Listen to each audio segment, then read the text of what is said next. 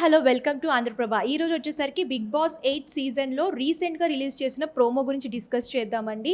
So, ఈ promo ఏంటంటే అంతా కూడా చాలా ఇంట్రెస్టింగ్‌గా ఉంది. ఆల్రెడీ చాలామంది చూసే ఉంటారు.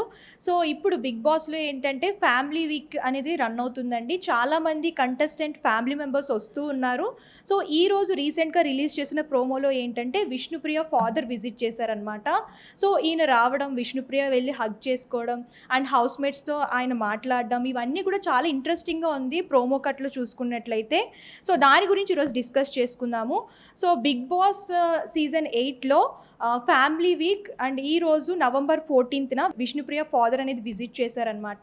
సో, విష్ణుప్రియ ఫాదర్‌ని చూడగానే పరిగెట్టుకుంటూ వచ్చి ఆయన్ని హగ్ చేసుకుంది. ఆ తర్వాత టేస్టీ తేజ తోటి, హౌస్‌మేట్స్ తోటి అందరితో కూడా ఆయన చాలా బాగా మాట్లాడారు. అండ్ కొంచెం ఎమోషనల్ కూడా అయ్యారనమాట.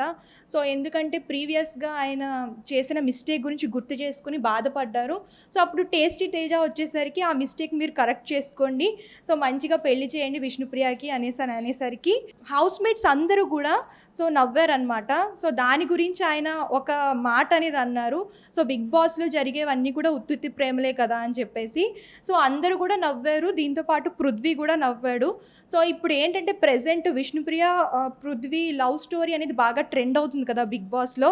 సో, దాని మీద చాలామందికి అంటే అది రియలా లేదంటే కంటెంట్ కోసమా అని చెప్పేసి డౌట్స్ అనేవి ఉన్నాయి. సో, దానికి సంబంధించి ఆయన ఆ మాట అన్నారని చెప్పేసి చాలామంది అనుకుంటున్నారు. సో, ఇది నిజమా లేదంటే మామూలుగా ఏంటంటే కంటెంట్ కోసమా అనేది తెలుసుకోవాలి అని అనుకుంటే ఈరోజు ఎపిసోడ్ చూస్తే మీకు కంప్లీట్ ఇన్ఫర్మేషన్ అనేది వస్తుంది.